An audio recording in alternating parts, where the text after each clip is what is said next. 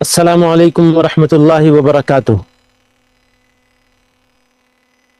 الحمد للہ نحمده ونستعینه ونستغفره ونؤمن به ونتوکل علیہ ونعوذ باللہ من شرور انفسنا ومن سیئات اعمالنا، من يهده اللہ فلا مضل له ومن يضلل فلا هادی له، ونشهد أن لا إله إلا الله وحده لا شريك له، ونشهد أن سيدنا ومولانا محمدا عبده ورسوله صلى الله تعالى عليه وعلى آله وصحبه وبارك وسلم۔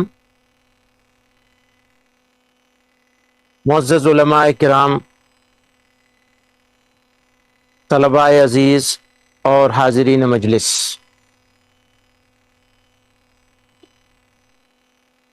میرے لیے یہ نہایت افسوس اور رنج کی بات ہے کہ میں آپ لوگوں کے بیچ میں وعدے، ارادے اور کوششوں کے باوجود حاضر نہ ہو سکا۔ اللہ کی ایسی ہی مرضی تھی، بڑے دنوں کے بعد یہ موقع مجھے مل رہا تھا کہ میں آپ کے بیچ میں موجود ہوتا اور آپ حضرات سے کچھ گفتگو ہوتی، اور میرے لیے یقیناً بڑے شرف کی بات تھی کہ میں اس عظیم الشان تعلیمی بیداری کانفرنس میں موجود ہوتا جو دینی تعلیم کے نام پہ ہو رہی ہے۔ یہ ادارہ ہمارا خود کا ادارہ ہے۔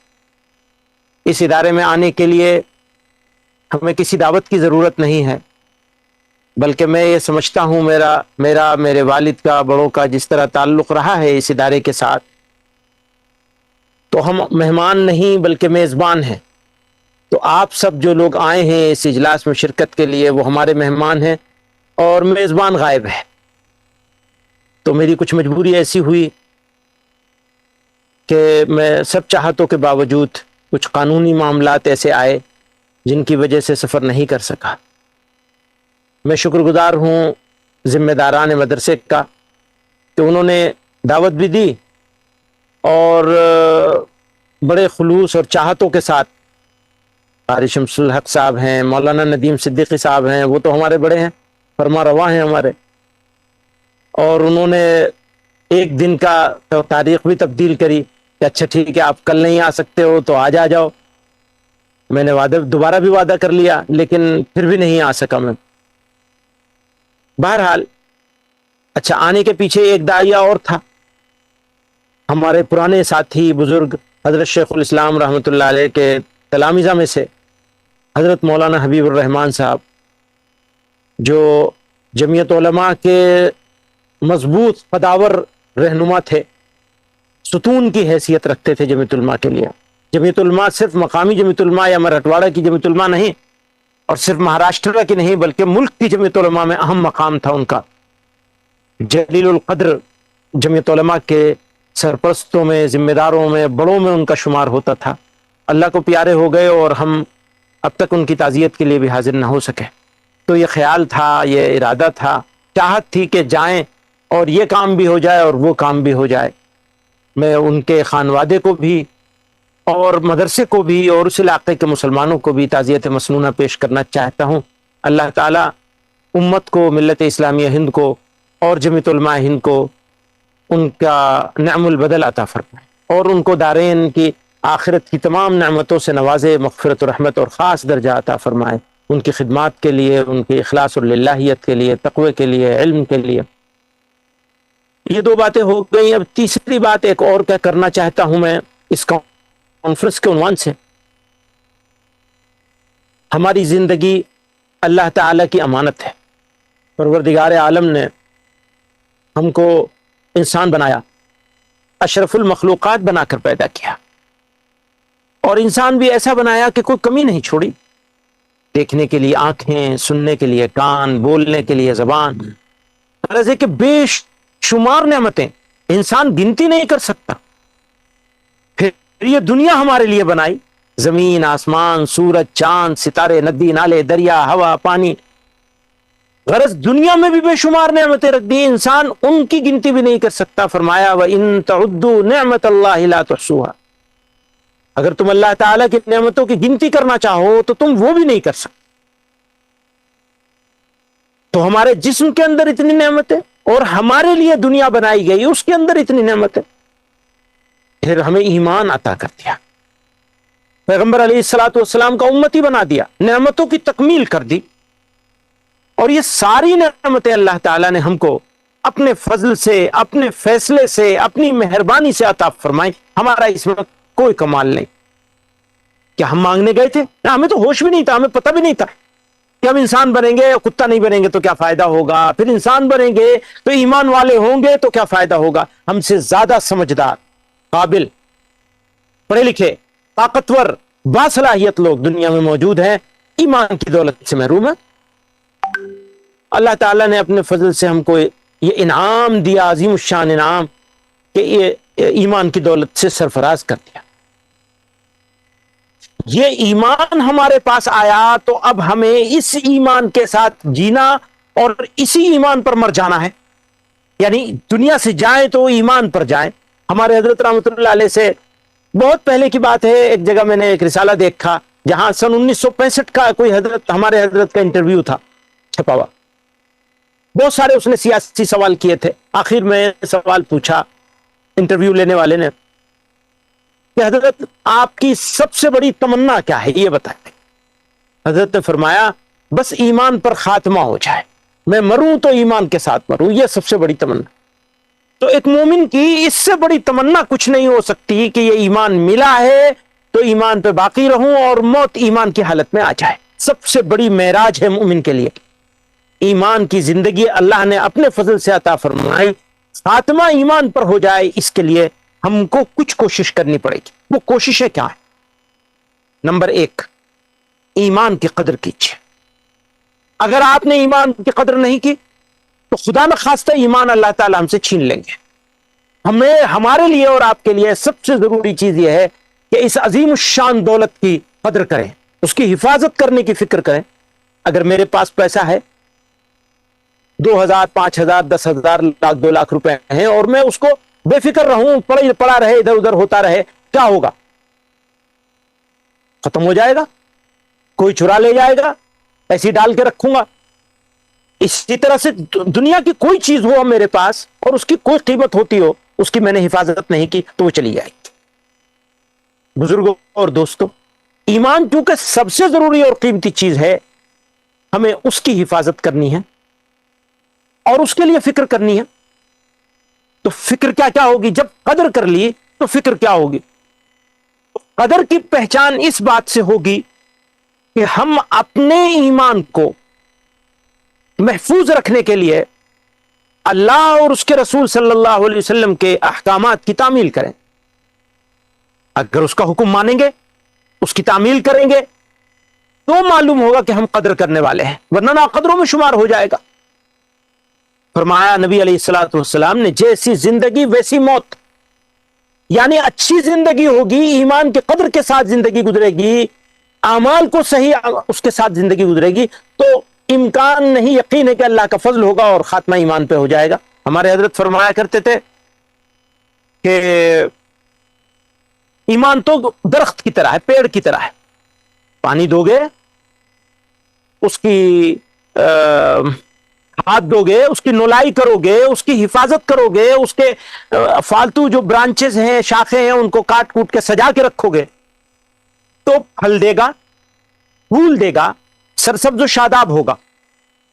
اور اگر تم نے اس کی ناقدری کری، اس کو پانی دینا چھوڑ دیا، اس کو کھاد دینا چھوڑ دیا، اس کا رکھ رکھاؤ نہیں کیا تو اس کے پھل کم ہو جائیں گے، چھوٹے ہو جائیں گے۔ اور اگر تم گناہ کرنے لگے اور کرتے رہے، گناہ کی 2 قسمیں ہیں۔ ایک قسم ہے اتفاق سے ہو گیا، بھول چوک ہو گئی تو وہ گناہ صغیرہ ہے اور بھول چوک ہو گئی تو وہ نیکی کے بدلے میں اللہ تعالیٰ معاف کر دیں گے۔ لیکن گناہ صغیرہ بھی ہو اور آپ لگاتار کرتے رہیں، عادت بنا لیں تو وہ گناہ کبیرہ ہو جاتا ہے، اس کے درجے میں ہو جاتا ہے، پھر توبہ کرنی پڑے اور چھوڑنے کا عزم کرنا پڑے. اور گناہ کبیرہ کبھی بھی آپ سے ہو گیا یا آپ نے کر لیا تو اس کے لیے تو توبہ ہی کرنی پڑے گی. توبہ کس چیز کا نام ہے؟ توبہ نام ہے اس عزم اور ارادے کا، دل میں پختہ ارادے کا کہ یہ گناہ اب نہیں کروں گا، میں اب نہیں ہونے دوں گا، تو وہ معاف ہو جائے گا. تو گناہ کرنا اور کرتے رہنا یہ درخت میں، ایمان کے پیڑ میں تیزاب ڈالنے جیسا ہے. گویا کہ آپ نے اس میں تیزاب ڈال دیا، تو تیزاب ڈالو گے تو سوکھنے کا خطرہ ہے. سوکھ گیا تو اس بات کا امکان کم ہوتا چلا جائے گا کہ ایمان پر خاتمہ نصیب. کسی کے گھر پیدا ہو جانے سے ہم مسلمان نہیں ہوتے، کچھ چیزوں کے مان لینے سے اور کچھ چیزوں کے نہیں ماننے سے. جیسے اللہ ایک ہے یہ ماننا پڑے گا، اور اس کا کوئی ساجی اور شریک نہیں، یہ کبھی نہیں مان سکتے. پہلی ایمان کی پہچان. پیغمبر علیہ الصلوۃ والسلام اللہ کے بندے اور اس کے آخری نبی ہیں، یہ ماننا پڑے گا. اور یہ کبھی نہیں مانا جا سکتا کہ نبی علیہ الصلوۃ والسلام کے بعد کوئی نبی آنے والا ہے. جو دعویٰ کرے نبوت کا وہ جھوٹا کذاب ہے. قرآن اللہ کا کلام ہے، جو کچھ اس میں کہا گیا وہ سب حق ہے اور اس کو ماننا پڑے گا. جس چیز سے بچنے کا حکم دیا گیا اس سے بچنا پڑے گا، جس چیز کے کرنے کا حکم دیا گیا اسے کرنا پڑے گا. اور قرآن مکمل ہے، ایک حرف نہ زائد ہے نہ کم ہے. ہم کبھی نہیں مان سکتے کہ قرآن ادھورا ہے اور کچھ آیتیں اس کی اترنے والی ہیں. جو انتظار کر رہے ہو وہ انتظار کریں. ہمارا قرآن نبی علیہ الصلوۃ والسلام کے واسطے سے اللہ تعالیٰ نے مکمل کر دیا. ایک حرف کا فرق نہیں ہے، نہ آگے نہ پیچھے، نہ زیر زبر کا فرق. یہ ماننا پڑے گا. ہمیں کچھ انتظار نہیں، ہمارا مکمل ہے قرآن. یہ کبھی نہیں مان سکتے کہ قرآن میں کچھ اور آنے والا ہے، کوئی امام لے کے آنے والا ہے. کبھی نہیں مان سکتے. آخرت کی زندگی، یہاں یہ دنیا ہم کو یہاں کے لیے نہیں دی گئی ہے، یہ زندگی یہاں کے لیے نہیں دی گئی، آخرت کے لیے دی گئی. انسان کے جسم کو موت آئے گی، روح ویسے ہی رہے گی. اس عالم سے اس عالم میں منتقل کر دیا جائے گا انسان کو. پھر کبھی موت نہیں آئے گی، کسی تیسری دنیا میں جانا نہیں ہوگا. ہم کبھی نہیں مان سکتے کہ دوبارہ ہم کو یہاں کی زندگی ملے گی. یہ ماننا پڑے گا کہ آخرت کی زندگی، اور یہ کبھی نہیں مان سکتے کہ ہم دوبارہ اس دنیا میں آئیں. اسی طرح سے جنت اور جہنم، اللہ تعالیٰ کے فیصلے. تو یہ کچھ چیزیں ہیں جن کے ماننے کا. اب جیسے ہی ہم نے مانا کہ قرآن اللہ کا، اللہ ایک ہے، اس کا کوئی ساجی اور شریک نہیں، اور وہ با اختیار ہے. عزت، ذلت، موت، زندگی، حیات سب اس کے ہاتھ میں. یہ جب ہم نے مان لیا تو وہ ماننے کی طرح ماننا پڑے گا. وہ ہر جگہ موجود ہے، ہمیں دیکھ رہا ہے ہر حال میں. کیمرے کے سامنے ہم ہیں تو ہمارا دوسرا رویہ ہوتا ہے، کیمرے سے باہر ہوتے ہیں تو دوسرا رویہ ہوتا ہے. نہیں، ایک رویہ ہے، کیونکہ اللہ تعالیٰ تو ہر حال میں ہر جگہ ہمیں دیکھ رہا ہے، قادر مطلق. تو ہماری زندگی ایسی ہی ہونی چاہیے. ساری چیزیں ماننی بھی پڑیں گی اور عمل بھی کرنا پڑے گا. بچ نہیں سکتے. عمل کرو گے تو کامیاب. میرے دوستو بزرگوں، پروردگار نے ہماری زندگی، یہ دنیا ہمارے لیے سجائی. ہم کو دنیا کے لیے نہیں بھیجا ہے، ہم کو تو آخرت کے لیے بھیجا گیا. پر ہم نے ایسا سمجھ لیا کہ ہم کو دنیا کے لیے بھیجا گیا، دنیا کو مقصد بنا لیا، کھانے پینے کو مقصد بنا لیا، کپڑے کو مقصد بنا لیا، شاندار مکان کو مقصد بنا لیا. جیسے ہی ہم نے ان ساری چیزوں کو مقصد بنایا تو یہ بات طے ہو گئی کہ ہمارا ایمان کمزور ہو گیا. اللہ تعالیٰ اور اس کے رسول صلی اللہ علیہ وسلم تو کچھ اور چاہتے ہیں کہ ہم دنیا کو مقصد نہ بنائیں، آخرت کو مقصد بنائیں. ہم نے دنیا کو مقصد بنا لیا. اب میں واپس جاتا ہوں دینی تعلیم بیداری کی بات کرتا ہوں، تعلیمی بیداری اور خصوصاً دینی تعلیمی بیداری. تو جیسے ہمیں اپنے لیے ایمان کے تحفظ کے لیے ہمیں یہ اقدامات کرنے ہیں، اسی طرح سے ہم کو اپنی اگلی نسلوں تک اس ایمان کو منتقل کرنے کی کوشش کرنی ہے. دینی تعلیم کی بات ہو رہی ہے تو میں اس کو 3 درجے میں رکھتا ہوں. ایک پرائمری اسلامک ایجوکیشن، پرائمری دینی تعلیم ہر مسلمان مرد و عورت پر فرض عین ہے. یعنی ہر مسلمان بچے بچی، بڑے بوڑھے، عورت مرد، سب کو جتنا دین سیکھنا فرض عین ہے اتنا سب کو سیکھنا پڑے گا اور سکھانا پڑے گا. اور اگر وہ سیکھنے سکھانے کا سب تک نہیں ہوا تو سوال ہم ہی لوگوں سے ہوگا، علماء سے ہوگا، مدرسے والوں سے ہوگا. دوسرا درجہ ہے انٹرمیڈیٹ، درمیانی درجہ. یعنی اس سے آگے کی دینی معلومات کہ قرآن کو اتنا سیکھ لے کہ اس کا ترجمہ سمجھ سکے. یہ انٹرمیڈیٹ ہے. یعنی قوم میں ایک اچھا خاصا طبقہ ایسے لوگوں کا ہونا چاہیے جو قرآن کو سمجھ سکے, سمجھ کر پڑھ سکے, کم سے کم ترجمہ سمجھ کے پڑھ سکے. اور تیسرا لیول ہے ایڈوانس, یعنی اعلیٰ درجے کا, جو اس کے ترجمہ بھی سمجھ سکے, تفسیر بھی سمجھ سکے, فقہ کو بھی سمجھ سکے. وہ علماء ہیں موجودہ زمانے کے جو مدارس تیار کر رہے ہیں الحمدللہ. ان کے معیار کو بھی اور اونچا کرنے کی ضرورت ہے. ان کو علوم عصریہ سے بھی ایک درجے تک واقفیت ضروری ہے تاکہ عصر حاضر کے تقاضوں کو وہ پہچان سکے اور لوگوں کی پرابلم کو ایڈریس کر سکے, مسلمان نوجوانوں. تو یہ 3 درجے ہیں, 3 طبقے میں ہمیں اس کو بانٹنا ہوگا اور اس کے اوپر کام کرنا ہوگا. یہ 3 باتیں میں نے آپ لوگوں کے سامنے عرض کی ہیں. ایک ایمان کا شکر گزار ہونا, اس کی قدر کو پہچاننا, قدر کرنا. دوسرا اس کے تحفظ کی کوشش کرنا, اپنے لیے بھی اور اپنی نسلوں کے لیے بھی. اور تیسرا یہ جو میں نے دینی تعلیم کے بارے میں کہا. اب عمومی تعلیمی بیداری کی بات اگر میں کروں تو میں اس حوالے سے یہ کہنا چاہتا ہوں, تعلیم کا مقصد واضح رہنا چاہیے دماغ میں. تعلیم کا پہلا اور بنیادی مقصد ہے انسانیت کو زندہ رکھنا, زندہ کرنا. اور ایک بچے کو جوان ہونے تک میں یہ ضرور سکھا دینا کہ تم انسان ہو تو تمہارا مطمع نظر کیا ہے, تمہارا زندگی گزارنے کا آئیڈیا کیا ہے, تمہیں اپنوں کے ساتھ کیسے بہیو کرنا ہے, دوسروں کے ساتھ کیسے بہیو کرنا ہے, تمہارا کردار کیسا ہونا چاہیے, تمہارا اخلاق کیسا ہونا چاہیے. یہ لوگوں کو سکھانا, سمجھانا اور اس کے لیے ایک پوری جنریشن کو تیار کر دینا جس کو تربیہ کہا جاتا ہے. اللہ تعالیٰ کیا چاہتے ہیں, اس حوالے سے ایک بات میرے ذہن میں ابھی آئی ہے. اگر کوئی انسان ہو اور وہ دوسرے انسانوں کے بارے میں اس کے دل میں خیر خواہی نہ ہو, نفع پہنچانے کا جذبہ نہ ہو, صرف انسان نہیں بلکہ جانوروں کے بارے میں بھی خیر خواہی ہونی چاہیے.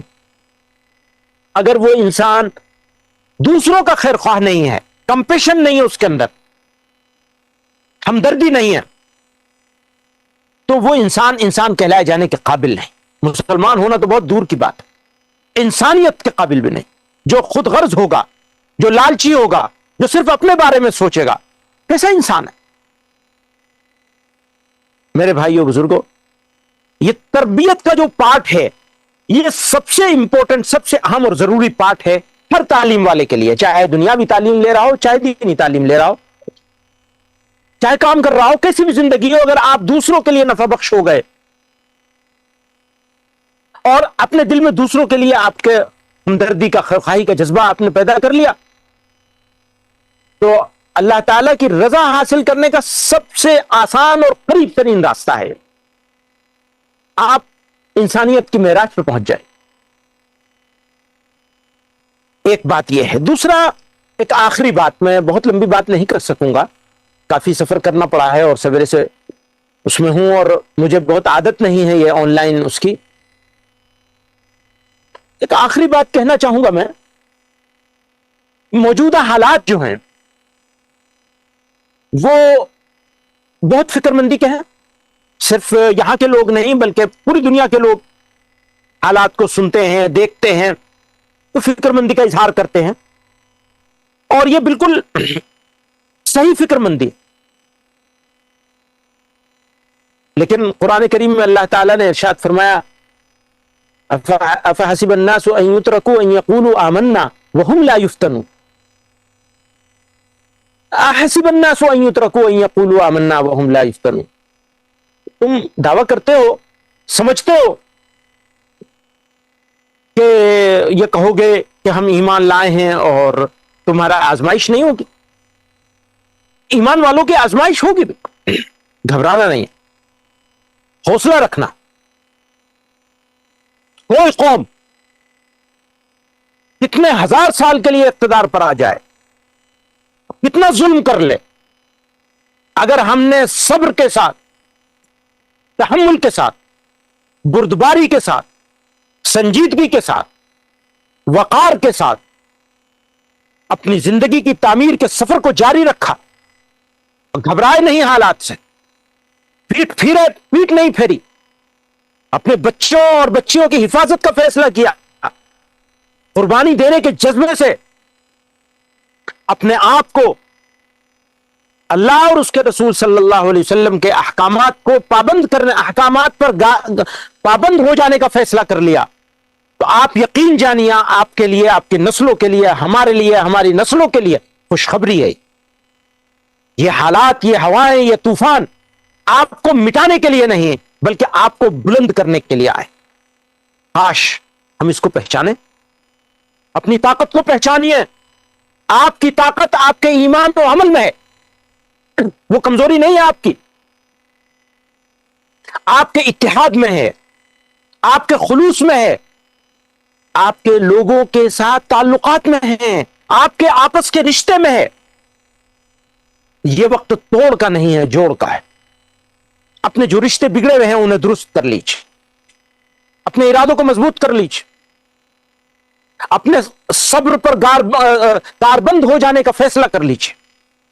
کوئی طاقت آپ کو مٹا نہیں سکے گی، یہ اطمینان رکھیے۔ یہ ہمارا امتحان ہے، اور امتحان کے وقت میں مایوس ہو جانے والے لوگ کھڑے ہونے کی طاقت کھو دیتے ہیں۔ آپ کو کھڑے ہونا ہے اور سد سکندری بن جانا ہے، ظلم کے خلاف صبر کر کے، اتحاد کر کے، محنت کر کے۔ اپنے جوانوں کو محنت کے لیے تیار کیجئے، اپنے شہروں میں، اپنے دیہاتوں میں، اپنے محلوں میں دیر رات تک جاگے رہنے کا معمول بند کروا دیجئے۔ سویرے سونا ہے، سویرے اٹھنا ہے، محلے میں لوگوں کو جگانے کا انتظام کیجئے، صبح کو اٹھیں، اٹھ کر مسجدوں کو آباد کریں اپنی جبینوں سے، سجدوں سے، اور نکل جائیں روزانہ صبح کو۔ نوجوان جتنے 40 سال یا اس سے کم عمر کے لوگ ہیں ان کے لیے لازم ہو جانا چاہیے ہر محلے میں اور ہر گاؤں میں، ہر قصبے میں، شہر میں، تو وہ نکلیں گے اور کم سے کم 40 منٹ کی ورزش اور ٹہلنا کریں گے۔ اپنے وقت کو ضائع نہ کریں، موبائل سے بچیں، خدا را موبائل سے بچو، یہ تمہارا بدترین دشمن ہے، یہ آپ کے وقت کو ضائع کرتا ہے۔ ضائع وقت کو آپ بچا نہیں سکتے، خرید نہیں سکتے۔ آپ اپنے وقت کو بچا سکتے ہیں، اپنے لیے لگائیے۔ میرا نہیں بنتا نہ بن، اپنا تو بن۔ کم سے کم اپنے آپ کو مضبوط کرو، طاقت پیدا کرو، اپنی صحت کا دھیان رکھو۔ نوجوانوں میں آپ سے کہتا ہوں، رمضان کی آمد ہے، خدا را اللہ کی طرف رجوع کریے، اس کی رسی کو مضبوطی سے پکڑ لیجیے، غفلت مت برتیے، ورنہ زمانہ تو چال چل گیا ہے۔ آپ کی غفلت ہمیں سب کو برباد کر دے گی۔ غفلت سے نکلیے، ارادہ کر لیجئے کہ 10 بجے رات کے بعد آپ کی گلیاں، آپ کے محلے سنسان ہو جائیں گے، بستروں پہ چلے جائیں، اور صبح فجر کے وقت سارا محلہ، سارا علاقہ جاگ جانا چاہیے۔ سونے والے لوگ نہیں چاہیے جو فجر کے وقت سوتے رہیں اور فجر کے بعد بھی سوتے رہیں۔ ہاں، کسی کو ایسا ہے کہ فجر کے بعد سونے کی عادت ہے تو وہ تھوڑی ورزش کر کے، تھوڑا کر کے آ کے 1 آدھ گھنٹہ سو جائے، یہ ٹھیک۔ اور بزرگوں کو بھی پیدل تھوڑا سا چلنا چاہیے، نوجوانوں کو تو ورزش بھی کرنی چاہیے، بزرگوں کو 15-20 منٹ ہی چلیں پیدل۔ کسی کو فجر کے بعد چلنا مشکل ہے تو شام کو چلو۔ اپنی صحت کا دھیان رکھو، کہنا چاہتا ہوں۔ اور رمضان کا ابھی سے تیاری شروع کر دیجئے۔ پیغمبر علیہ الصلوۃ والسلام شعبان میں کمر کس لیا کر، تیاری شروع کیجئے، رمضان آ گیا۔ اور ایسے حافظ کے پیچھے تراویح مت پڑھیے جو 40 منٹ میں ختم کر دیتا ہے۔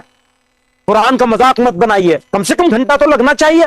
ابھی تو محلے والے سوار ہو جاتے ہیں امام صاحب پہ کہ 35 منٹ میں، 40 منٹ میں ختم کرو۔ قرآن کا مذاق بنا دیا۔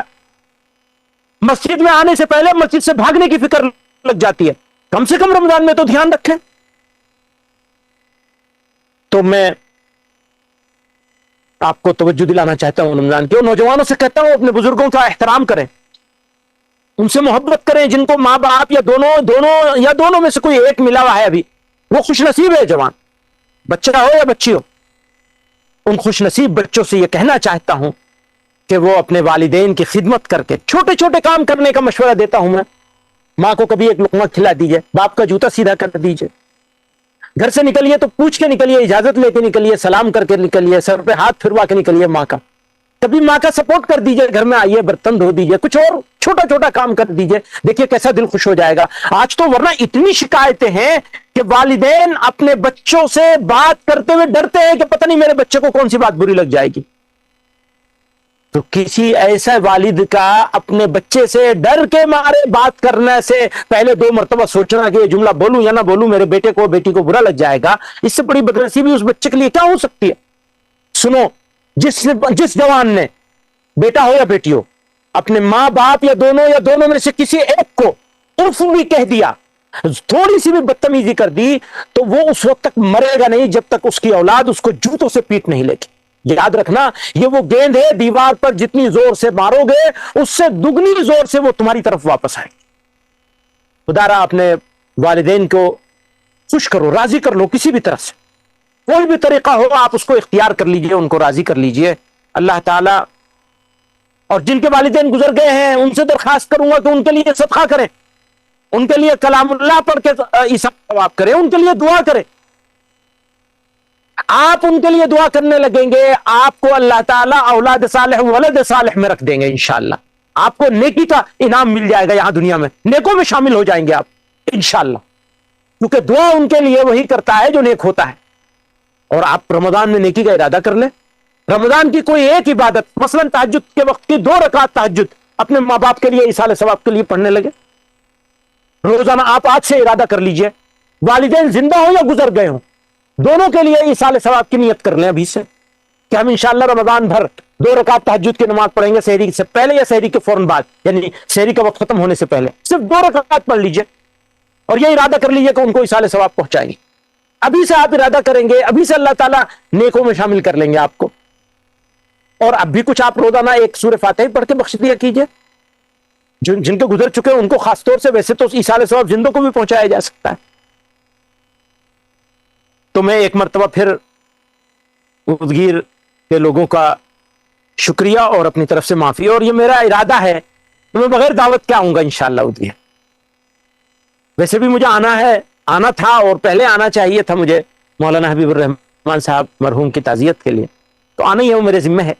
ہو سکے گا رمضان کے سے پہلے، نہیں تو رمضان کے فوراً بعد میں نے حاضری کا ارادہ کر رکھا ہے، اور میرے لیے معذرت بہت چاہتا ہوں آپ سب لوگوں سے بھی، خصوصاً مدرسوں کے ذمہ داروں سے، عموماً قاری شمس الحق صاحب سے اور ان کے بھائیوں سے اور ذمہ داران سے، مدرسے کے اساتذہ سے، طلبہ سے جن کی دستار بندی ہونی ہے، ہو رہی ہے، ہو چکی ہے، ہونے والی ہے، سب سے بہت معافی معذرت چاہتے ہوئے، اور اس امید پر کہ مولانا ندیم صدیقی صاحب بھی معاف کر دیں گے، آپ حضرات سے رخصت چاہتا ہوں۔ اللہ تعالیٰ آپ لوگوں کو جزائے خیر دے، اور اس ادارے کو، یہ ادارہ مرکزی ادارہ ہے الحمدللہ، اللہ تعالیٰ مزید خدمات کی توفیق عطا فرمائے اور قبولیت عطا فرمائے، اس مجمع کو جمع ہونے کو بھی قبول فرمائے۔ وآخر دعوانا ان الحمدللہ رب العالمین۔